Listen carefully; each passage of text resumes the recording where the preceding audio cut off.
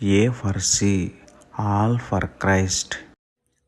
ఇది మొదలుకొని నిరంతరము నీ రాకపోకల యందు యెహోవా నిన్ను కాపాడును.